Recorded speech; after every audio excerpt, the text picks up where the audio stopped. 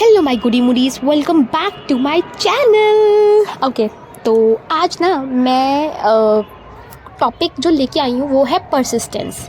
ठीक है, मैं इस पे टॉपिक क्यों लेके आई हूँ क्योंकि मैंने कल रिसेंटली जिगरा मूवी देखी और मुझे वो मूवी बहुत ज़्यादा हिट करी when comes to manifestation. Yes, मतलब मैंने मैनिफेस्टेशन के पर्सपेक्टिव से उसको देखा। मतलब मैं जब देखने के लिए मैं मज़े में देख रही थी उसको, उस टाइम पे मैंने कुछ रिलेट नहीं किया, बट फिर उसके बाद जब वो ख़त्म हुई मैंने फिर थोड़ा सा मतलब, क्योंकि जब मूवी ख़त्म होती है तो मूवी के कैरेक्टर्स और सारी चीज़ें आपके दिमाग में रहती हैं, और जब वो चीज़ मेरे दिमाग में चली एंड आई वाज लाइक कि यार ये लॉ ऑफ अजम्पशन के लिए बिल्कुल परफेक्ट मूवी है, लिटरली परफेक्ट मूवी है। ओके, तो मैं ज़्यादा ना इस वीडियो के बारे में बोलते हुए हम let's get into the video guys. Okay, तो हुआ क्या कि कल मैं जब इसको मतलब जिगरा मूवी देख रही थी तो वहाँ पे अगर आपने नहीं देखी है देन आई थिंक आपको वन टाइम वॉच है, देखो उसको जाके। ठीक है, थोड़ा रियलिस्टिक लगेगा बट कोई बात नहीं, देखना ज़रूर इसको अगर जो लॉ ऑफ अजम्पशन पे मतलब बिलीव करते, बट ये नहीं कि उसके बारे में बह जाना है, उसको एज अ एंटरटेनमेंट देखना है गाइस। ठीक है, प्लीज़ इस चीज़ में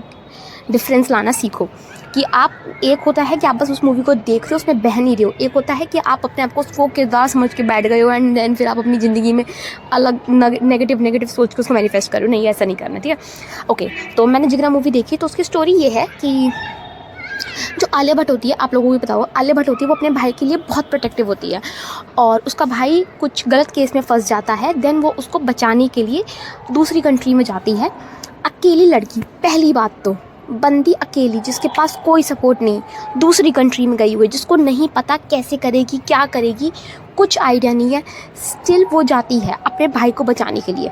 ठीक है, दूसरी चीज़, वो बंदी अपने भाई के लिए, मतलब उसे पता था कि 3 महीने में पास डेडलाइन है, पूरी दुनिया ने उससे बोल दिया कि कुछ भी नहीं हो सकता, कुछ भी नहीं हो सकता, तो उसका बस एक ही था डायलॉग ये कि मैं यहाँ अपने भाई के लिए आई हूँ और मैं अपने भाई को बचा के रहूँगी। बस उसके दिमाग में ये चीज़ चल रही थी, मतलब कि उसका एंड गोल ये था कि मुझे, मेरा गोल ये है कि मुझे मेरे भाई को बचाना है और इसके अलावा और कुछ मैटर नहीं करता है, चाहे अब उसके लिए मुझे कुछ भी करना पड़े गाइस, एनीथिंग, बाय हुक और बाय क्रुक। पहले उसने हुक से करके देखा, मतलब कि पहले वो लॉयर से मिली, बहुत सारी चीज़ें करी उसने, किसी ने नहीं करा, किसी ने उसकी हेल्प तक नहीं करी। फिर उसके बाद क्या हुआ, फिर उसने डिसाइड करा कि ठीक है, अब सीधे हाथ से, सीधी उंगली से घी नहीं निकला तो उंगली टेढ़ी करनी पड़ेगी।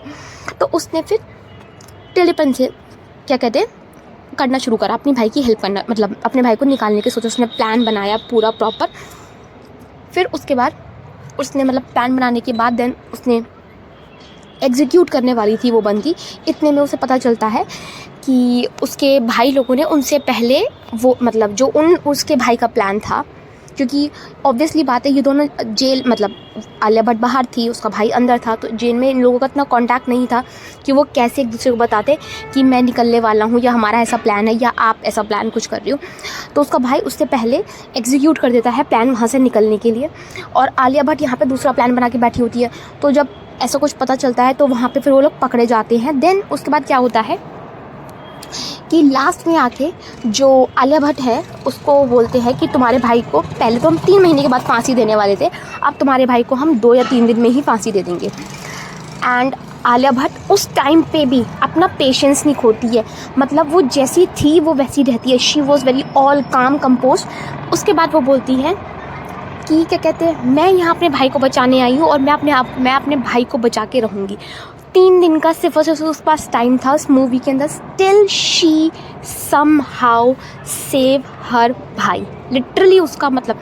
तो अब आप मुझसे बोलोगे कि क्या कहते हैं इसका लॉ ऑफ अजम्पशन से क्या रिलेशन है, तो मैं बताती हूँ इसका लॉ ऑफ अजम्पशन से क्या रिलेशन है।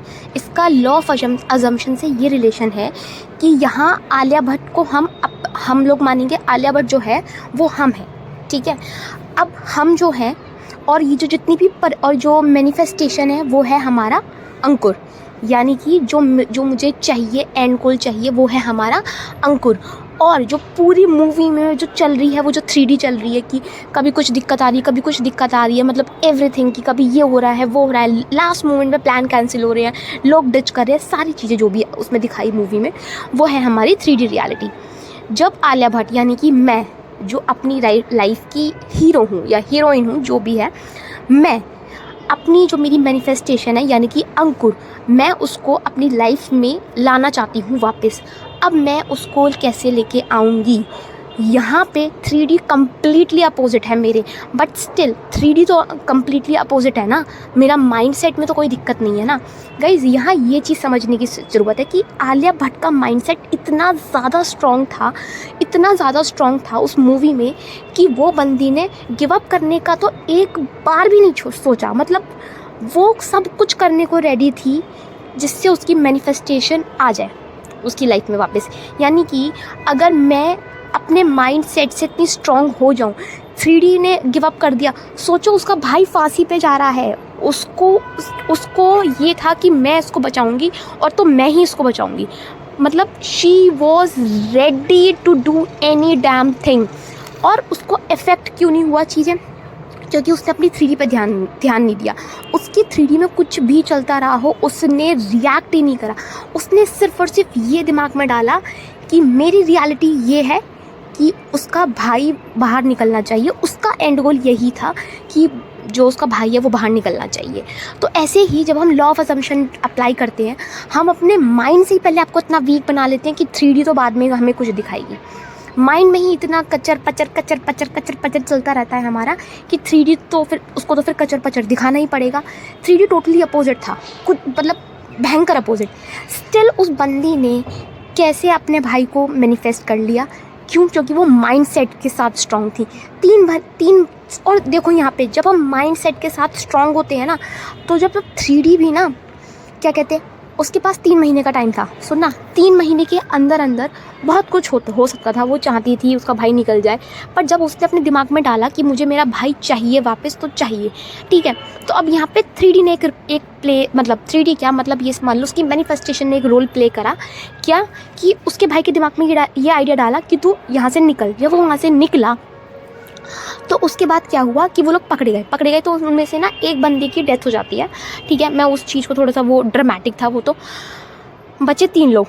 अब 3 लोग वो वापस आ जाते हैं जेल में। जेलर नोटिस देता है, आलिया भट्ट के घर पे जाता है कि आपके भाई को हम क्या कहते 3 दिन के बाद आपके भाई की हम डेथ सेरेमनी जो भी है वो करेंगे। उसको अपना मैनिफेस्टेशन चाहिए था। वो इतनी ज़्यादा अटल थी कि वो 3 महीने का टाइम भी ड्रॉप डाउन होके एक पर्टिकुलर सिचुएशन पे आ गया कि इतने दिन में। अब क्योंकि यूनिवर्स को पता है कि इसको तो मुझे ये चीज़ देनी है, या मेरे सबकॉन्शियस माइंड को तो पता है कि इसको ये चीज़ मिल जाएगी, तो उसने कैसे 3D ने अपने आप को देखा, कैसे अनफोल्ड किया। वो ऐसे था कि उसने जो क्या कहते हैं टाइम था, पहले टाइम ड्यूरेशन कम करवा दिया, फिर उसके बाद आलिया भट्ट के दिमाग में डाला कि ऐसे नहीं तो ऐसे करो। उसके बाद उस बंदी ने लिटरली अपना पूरा, जैसे मतलब उसके दिमाग में जैसे जैसा आता गया वो वैसे वैसे करती गई। एंड उसके बाद जाके वो बंदी अपने भाई को 3 महीने के महीना तो बहुत बड़ा टाइम था, 3 महीने से वो पहले ले आई। अब यहाँ पे जब हम माइंडसेट की बात कर रहे हैं आलिया भट्ट की, तो माइंडसेट में उसके दिमाग में एक ही थॉट था कि मैं अपने भाई को कैसे बाहर लेके आऊँगी। मतलब उसके दिमाग में यही था कि मेरा भाई तो बाहर आएगा ही आएगा, चाहे कुछ भी हो जाए। तो जब वो अपने दिमाग में, उसने एक भी थॉट नहीं लाने दिया, 1 सेकंड के लिए भी ऐसा कि वो नहीं आ सकता, उसके कोई चांसेस ही नहीं थे। मतलब 0% चांसेस। लोग भी उसको बोले थे तब भी उसने यकीन नहीं करा कि ऐसा कुछ हो सकता है। तो उसके बाद फिर क्या हुआ कि जब उसने मतलब ये कर लिया, मतलब उसने जब अलाउ कर दिया, मतलब अलाउ बोल रही हूँ, सॉरी गाइस, हाँ, जब उसने मतलब अपना पूरा मैनिफेस्टेशन को फोकस उसी चीज़ पे करा रहा, अपने दिमाग में थॉट नहीं लाने दिए, तो जहाँ 3 महीने का टाइम था वहाँ 2 महीने से भी कम का, मतलब आई डोंट नो कितना टाइम रह गया, बट हाँ उससे भी कम टाइम रह गया। अब मैं बताती हूँ यहाँ पे एक चीज़ और, कि जब मैं आप लोगों को कोई चीज़ करवा रही हूँ या कोई भी कोच करवा रहा है, आप खुद भी कर रहे हैं, जब आप पर्टिकुलरली फोकस अपना एक पॉइंट पे रख लेते हैं विदाउट डेस्परेशन, विदाउट 3D को कुछ करते हुए, मतलब 3D के बारे में सोच भी नहीं रहे सारी चीज़ें, तो क्या होता है फिर धीरे धीरे करके वो टाइम ड्यूरेशन कम होता है और आपकी मैनिफेस्टेशन स्पीडअप होती है। स्पीडअप इसी वजह से होती है क्योंकि आपका जो फोकस है वो आपका एंड गोल पे है। 3D में क्या चल रहा है तुम्हें फ़र्क नहीं पड़ा। 3D में आके अगर सामने से भी कोई आके बोल रहा है ना तू नहीं कर सकता, तो आलिया भट्ट को यही बोला था कि नहीं निकल सकता। एक नहीं, तुम्हारे तो केस में एक बंदा होता है या एक लोग होते हैं, उसके केस में तो पूरी कंट्री के लॉयर्स ने मना कर दिया था कि नहीं हो सकता, तो नहीं हो सकता ऐसा। और लिटरली वो बंदी ने गिव अप नहीं करा। उसने बोला जेल उड़ा दूँगी पूरी की पूरी, बट अपने भाई को तो बाहर निकाल के रहूँगी। तो मैं ये चीज़ बोल रही हूँ कि जब आप अपना मैनिफेस्टेशन कर रहे हो इसी एटीट्यूड के साथ करिए। जब आप जब ये मूवी देखेंगे तो इसी एटीट्यूड के साथ ये मूवी देखना कि मुझे इसका माइंडसेट रीड करना है। माइंडसेट क्या कि ये बंदी ने ऐसा क्या करा। इस बंदी ने लिटरली फोकस रखा अपना एक ही डिज़ायर पे। तुम्हारी अंदर की जो कॉन्वर्सेशन चल रही है और जो तुम्हारा बाहर का वर्ल्ड चल रहा है, अगर उसमें अलाइनमेंट नहीं है तो लेके आओ। अगर अलाइनमेंट नहीं है तो डरना भी नहीं है। पहली चीज़ अलाइनमेंट नहीं है तो लेके आओ। अगर नहीं, ठीक है, और अगर आ गई है देन वेल एंड गुड। अगर नहीं भी आई है तो फिर डरना भी नहीं, क्योंकि हम 3D को देख के डर जाते हैं। जब बोल रखा है, पता रखा है 3D डेड है, 3D डिले फॉर्म में तुम्हें चीज़ें सारी शो करता है, तो तुम्हें इतनी टेंशन लेने की क्या ज़रूरत है। थोड़ा सा कुछ हुआ आप लोग पैनिक हो जाते हो। पैनिक होने की ज़रूरत नहीं है। जब मुझे पता है मेरा ये जो गोल है वो मेरे सामने है, मेरी आंखों के सामने है, मैं जो सोचूंगी, मैं जो चाहूँगी, मैं जो करूँगी वो होगा, तो आपको फिर वैसे ही करना है। एंड दूसरी चीज़ ये कि ना, कभी भी जब भी आप अपना मैनिफेस्टेशन, ये लॉ ऑफ असम्पशन, आप मतलब लॉ ऑफ अट्रैक्शन आप जो भी फॉलो कर रहे हो, मैं बस आपको ये बताना चाहती हूँ गाइस, सब कुछ खेल जो है वो है माइंडसेट का।